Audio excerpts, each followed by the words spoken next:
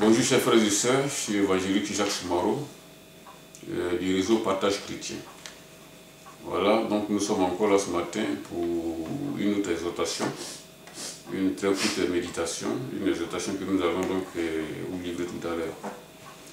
Voilà, comme je l'ai dit toujours sous nos vidéos, quand vous allez voir une vidéo du réseau Partage Chrétien, sous la vidéo, il y a deux numéros sur lesquels vous pouvez nous joindre. Voilà, nous faisons des cultes des maisons. Nous avons une église des maisons, nous faisons des cultes des maisons. Nous faisons aussi des évangélisations, des porte-à-porte, des distributions de textes dans les boîtes aux lettres. Nous sortons dans les gares, dans les rues, pour aller prêcher l'évangile de Jésus-Christ. Car c'est à cela qu'il nous a appelés. Donc si vous voulez vous joindre à nous, vous nous appelez sur un de ces deux numéros. Voilà. Donc le but de cette émission, c'est d'amener les enfants de Dieu à la méditation et à la sanctification. Parce que la méditation et la sanctification sont le socle et la base même de la parole de Dieu. Donc un enfant de Dieu qui ne prêche pas, je veux dire qui n'évangélise pas, ne fait pas la volonté de Dieu. Voilà. Et surtout, il faut que tout cela soit basé sur la parole de Dieu uniquement. Voilà, donc le titre de notre message d'aujourd'hui, c'est « Ne livrez pas vos enfants sur l'autel de Baal ». Ne livrez pas vos enfants sur l'autel de Baal. Nous allons expliquer cela tout à l'heure. Baal, c'est un faux dieu dans le passé que les Juifs sont venus trouver devant eux. Dieu les a amenés dans le pays béni et il les avait formellement interdit de venir adorer d'autres dieux. Mais qu'est-ce qui s'est passé? Ils se sont finalement confondus à ceux qui sont venus trouver sur place et ils ont commencé à agir comme les nations que Dieu avait chassées devant eux. Baal est un de ces faux dieux. Et lui, sa particularité, c'est qu'on lui offrait des enfants. Des gens lui offraient des enfants. Et vous allez voir aujourd'hui quel est le nouveau Baal. Je vais vous dire tout à l'heure ce que c'est que le nouveau Baal. Donc, le titre de cette prédication, c'est « Ne livrez pas vos enfants sur l'autel de Baal ». Mais avant de commencer même la prédication, nous allons prier le Seigneur afin qu'il dispose le cœur de tout un chacun. Merci Seigneur pour ta grâce et ta miséricorde infinie. J'ai été remis ce moment à tes puissantes mains, Seigneur, afin que Seigneur, tu disposes nos cœurs, Seigneur, pour tous ceux qui vont écouter cette parole, afin que Seigneur, Père Céleste, soit touché. Et que Seigneur, ils mettent en application ta parole. Parce que nous sommes dans un temps où, éternel ô Dieu, les temps sont vraiment mauvais. Nous sommes à la fin, tu es à la porte, tu viens de tout. Donc c'est là, Seigneur, je remets tout sur tes puissantes mains, Seigneur, afin de faire en sorte que tes paroles, tes enfants, éternel, se conforment à ta parole. Et non pas, Seigneur, qui se conforment au monde. Parce qu'aujourd'hui, la plupart des chrétiens se conforment au monde. Et chacun d'eux a un Baal, Seigneur, dans sa maison. C'est pour cela, Seigneur, nous te prions de faire en sorte que, Seigneur, Père, cette prédication touche, de tous ceux, Seigneur, qui sont attachés à toi, afin que, Seigneur, ils rejettent, ils mettent dehors ce Baal-là. Sois béni, mon fils, que ton nom soit élevé, sois béni, au nom de Jésus. Amen. Alors, donc, la prédication de tout aujourd'hui, c'est « Ne livrez pas vos enfants sur l'autel de Baal ». Je vous ai dit tout à l'heure que Baal était un des faux dieux qu'Israël est venu trouver devant eux, avec la population qu'ils sont venus trouver. Dieu a chassé ces populations devant eux. Pourquoi? Parce qu'il ne voulait pas de concurrents. Dieu est un Dieu jaloux et il ne veut pas de concurrents. Et il a expressément dit aux Juifs qui sont venus dans ce territoire-là, n'adorez pas des faux dieux. Mais au lieu de cela, ils ont adoré ces faux dieux-là. Et ils ont même fait pire. Je vais vous dire tout ça, ce qu'ils ont fait. Il est ici dit dans 2 Rois 16, verset 2. Achaz avait 20 ans lorsqu'il devint roi et il régna 16 ans à Jérusalem. Il régna 16 ans à Jérusalem. Il ne fit point ce qui est droit aux yeux de Dieu, aux yeux de l'Éternel, son Dieu. Comme avait fait David son père, il marcha dans la voie des rois d'Israël. Et même il fit passer son fils par le feu, suivant les abominations des nations que l'Éternel avait chassées devant eux. Il offrait des sacrifices et des parfums sur les hauts lieux, sur les collines et sur tout arbre vert. Vous comprenez? Un roi d'Israël qui fait ces choses. Nous allons récapituler. Achaz avait 20 ans, donc nous passons par là et nous allons passer donc le verset 2b. Il ne fit point ce qui est droit aux yeux de l'Éternel, son Dieu, comme avait fait David son père. Vous savez que, après Saül, le deuxième roi d'Israël, c'était David. Le premier roi était humble. Dieu l'a choisi parce qu'il était humble, il était effacé. Il était très grand, très beau de visage, mais il était humble et effacé. Le jour même de sa consécration, il a fui, il s'est caché. Et c'est Samuel qui a dit, allez-y derrière, Dieu a dit à Samuel où il était caché. Et donc Samuel a dit, allez-y derrière le bagage. Dieu a montré à Samuel où il était caché, derrière le bagage. Il était caché. Donc Samuel allait le retirer des bagages pour venir le présenter à Israël. C'était une personne humble. Mais au fur et à mesure, quand le pouvoir a commencé à monter à sa tête, il a commencé à désobéir à Dieu. Dieu l'a rejeté, donc il a choisi David. Et quand il a choisi David, l'homme selon son cœur, pourquoi d'abord David est devenu homme selon le cœur de Dieu? Parce que David marchait selon la parole de Dieu. Il vivait selon les principes de Dieu. Vous savez, lorsqu'il y a un événement qui se passe avant vous, les aspects négatifs de cet événement, vous n'allez pas les prendre. Vous allez prendre plutôt les aspects positifs de cet événement pour pouvoir vous conformer à la parole de Dieu. Et c'est ce qui a aidé David. Parce qu'à la fin de la vie de Saül, l'esprit de Dieu s'était retiré en lui, de lui. Et nous savons tous comment Saül a terminé.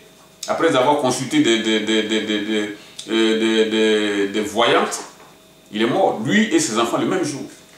Et quand David a vu cela, lui il n'a pas voulu que ces choses se répètent dans sa vie. Donc il s'est conformé à la parole de Dieu.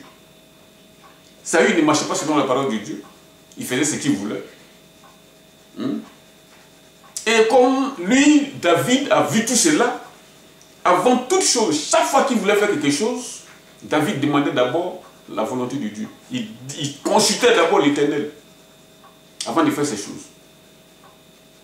Je vous ai dit tout à l'heure qu'il ne voulait pas marcher sur les erreurs de Saül, mais il s'est conformé plutôt à la volonté de Dieu parce qu'en suivant la vérité, plutôt que de marcher sur les erreurs de son prédécesseur. Vous voyez? Il a ici dit donc, il ne fit point, il s'agit donc d'achat ici, il ne fit point, il ne fit pas ce qui est droit aux yeux de l'Éternel, son Dieu, comme avait fait David son père. Il marcha dans la voie des rois d'Israël. La plupart des rois d'Israël étaient des rois iniques. Après David, quelques-uns, je ne sais pas si c'est 2 ou 3 ou 4 là, qui ont marché selon la parole de l'Éternel. Mais tous ceux qui ont suivi faisaient ce qu'ils voulaient. Donc, il marcha dans la voie des rois d'Israël. Et même, il fit passer son fils par le feu. Je répète ici. Et même, il fit passer son fils par le feu. Retenez ce mot. Hein. C'est le verset 3b. Et même, il fit passer son fils par le feu. Achaz fit passer son fils par le feu. Ce n'est pas le seul. Hein. Il y a beaucoup d'autres rois qui ont fait ça. Mais ici, nous parlons d'Achaz. Il fit passer son fils par le feu. Un roi d'Israël, c'est-à-dire le Dieu qui a fait sortir les Juifs d'Égypte par des miracles incomparables. Le Dieu d'Israël a fait chasser devant eux toutes ces nations. Pourquoi? Parce qu'il ne voulait pas de concurrents. Dieu est un Dieu jaloux qui ne fait pas de concurrents. Et puisque le peuple d'Israël était formé à tout cela, en principe il devait agir selon la parole de Dieu, en n'adorant pas un autre Dieu. Mais il est ici dit, et même il fit passer son fils par le feu. C'est-à-dire, il a dépassé même toutes sortes d'abominations jusqu'à aller faire passer son propre fils par le feu. Comme si le Dieu d'Israël était impuissant, était incapable de répondre à ses demandes. N'était pas capable de lui donner ce qu'il voulait. Il allait adorer des faux dieux qui ne pas fini, même il fait jusqu'à aller passer par son fils par le feu. Suivant les abominations des nations que l'Éternel avait chassées devant eux, devant les enfants d'Israël. Nous allons nous arrêter sur ce verset 3b, et même il fit passer son fils par le feu.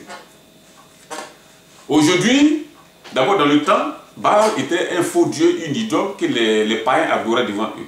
Et ils sont venus, le Seigneur les a amenés là, le Seigneur avait chassé de ces animaux devant eux, et ils sont venus et ils se sont conformés aux pratiques des nations qui sont venues trouver devant eux. Mais Nous parlons du temps moderne aujourd'hui, c'est-à-dire le temps où nous sommes. Il y a un Baal dans la maison de quasiment chaque chrétien, chaque personne. Pour les parents, pour ceux qui ne connaissent pas Dieu, on ne parle pas de ça. Je parle ici des chrétiens. Il y a un Baal chez chaque chrétien. Vous savez ce que c'est que je parle? C'est la télévision. La télévision, c'est le nouveau Baal dans chaque maison d'enfants de Dieu. J'ai dit ici, dans le verset B, le 3b du chapitre 16, donc des 2 rois, et même il fit passer son fils par le feu. Vous savez, la télévision est quelque chose qui refroidit l'ardeur de la majeure partie des enfants de Dieu aujourd'hui. Ils regardent n'importe quoi. Bon, il y a quelques rares choses qui sont positives là. Si vous pouvez vous regarder des choses qui concernent Dieu, les prédications, les cultes, peut-être les informations pour pouvoir avoir des sujets de prière pour prier, il n'y a pas de problème. Mais on dit l'appétit vient en mangeant. En regardant ces choses, le diable va vous entraîner peu à peu à regarder les choses que Dieu ne veut pas et vous allez tomber dans ce que Dieu ne veut pas. Donc la meilleure chose à faire, c'est de se débarrasser de la télévision. La télévision aujourd'hui ne peut pas être dans une maison sans que les enfants la regardent. Or, la plupart des films que les enfants regardent, les bandes dessinées sont des bandes dessinées truquées qui amènent les âmes des enfants en enfer. Parce que l'enfant, vous savez, est mis aux côtés de Dieu lorsqu'il est innocent. Mais à partir du moment, même si tu as 5 ans, et que l'enfant commence à pécher, à insulter ses parents, à voler, cet enfant-là est destiné au feu de l'enfer. Quand il meurt net, il va dans l'enfer. Parce qu'avec le péché, Dieu ne joue pas. Et si un enfant commence à commettre le péché, s'il meurt, il va en enfer. Or, s'il est innocent, si quelque chose arrive et qu'il meurt, il est aux côtés de Dieu. Même si l'enlèvement arrive aujourd'hui, les enfants qui ne sont pas, qui sont innocents, qui ne regardent pas des conneries comme ça à la télé, ils seront tous enlevés. Mais les enfants qui regardent, qui passent leur temps à regarder les Pokémon, les films, des dessins animés, qui sont tous truqués, faits par des satanistes, tous ces enfants-là vont aller en enfer. Parce qu'il y a des messages cachés derrière ces films-là. Et ces films ont pour but de mener les enfants à la perdition, de mener les enfants à la rébellion, et aussi de mener les enfants à faire ce que Dieu ne veut pas. Je vais vous donner un exemple. Si un enfant qui ne regarde pas la télévision commence à regarder ces films-là, vous allez voir qu'il va commencer à devenir rebelle à ses parents. Il va commencer à se rebeller. Et à faire ce qu'il ne faisait pas avant. Or, tous les rebelles, nous savons ce qu'ils c'est. Nous savons ce qui les attend. Un rebelle, c'est quelqu'un qui va dans l'enfer. Vous voyez? Le diable a réussi. Dernièrement, j'ai vu dans une émission là, en disant que Disney maintenant veut faire passer des films qui parlent de l'homosexualité. Or, nous savons que la plupart de ces films-là sont les enfants qui regardent les dessins de Disney. Et Disney lui-même, c'est un sataniste. La personne de Disney lui-même, c'est un sataniste. La plupart de toutes les choses qui se passent dans ces dessins animés, il y a des messages codés qui sont destinés aux enfants, pour leur perdition. Et les parents des enfants se disent que non, c'est des films innocents, il n'y a rien de... mais il y a des messages qui sont cachés dedans. De même qu'Achaz livrait son enfant par le feu, aujourd'hui, les enfants de Dieu, les pasteurs, les chrétiens, livrent les enfants par le feu.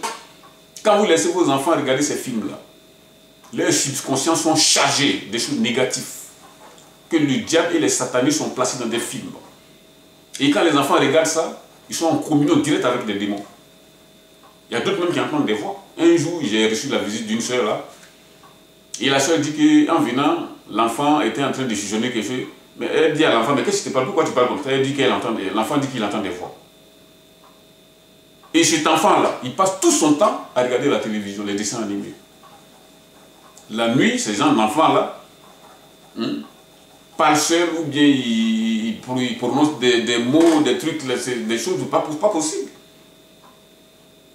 En laissant vos enfants regarder ce genre de films, vous les livrez à Baal. Baal, c'est le nouveau Baal aujourd'hui dans la maison de Dieu, dans la maison des enfants de Dieu. Pour les hommes qui ne connaissent pas le Seigneur, oui, je ne parle pas de ça. Mais je parle de ceux qui connaissent le Seigneur.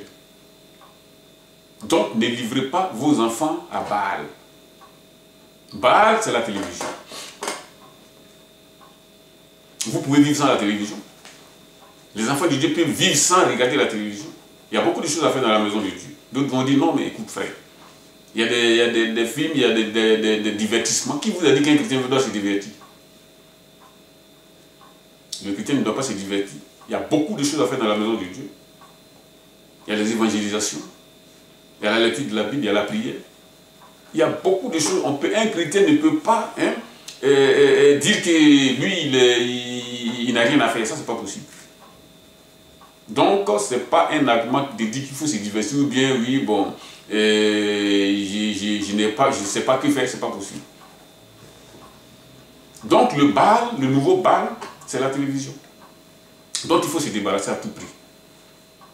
Il y a l'évangéliste David Wilkinson qui a parlé de cela. Il a donné ce témoignage disant qu'il y a un pasteur, ou je ne sais pas si c'est un enfant de Dieu, un pasteur qui avait enlevé la télévision dans sa maison. Et tous les autres chrétiens étaient contre lui, ils parlaient mal de lui, et ses enfants même allaient regarder la télévision avec lui. Mais lorsque son enfant a grandi, il a promis à ses enfants que non, lui ne sera pas comme son père, parce qu'il aura toujours une télévision là pour ne pas que les autres l'insultent. Le jour où il est allé prendre la télévision, il a mis la télévision dans la maison. Après quelques, je ne sais pas, jours, mais des semaines, le comportement de ses enfants a commencé à changer. Les enfants qui étaient respectueux,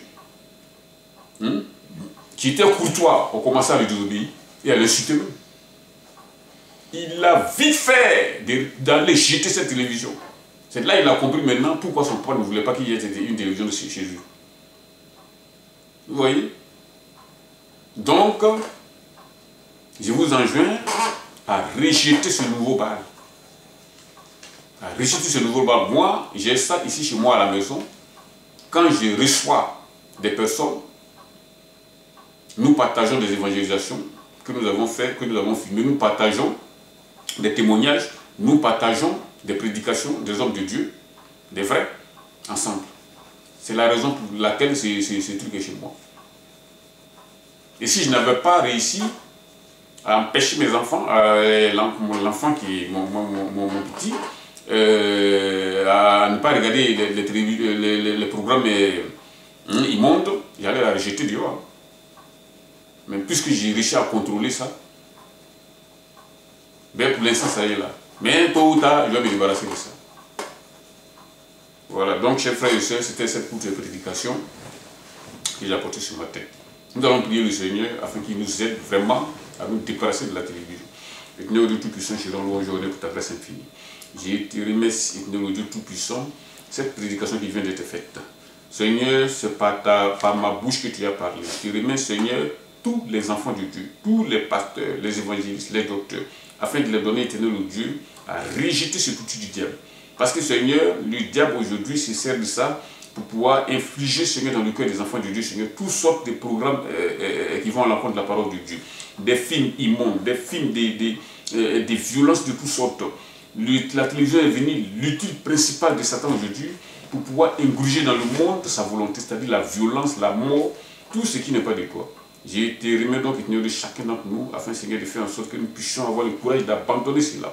Sois béni, magnifié au nom de Jésus. Amen.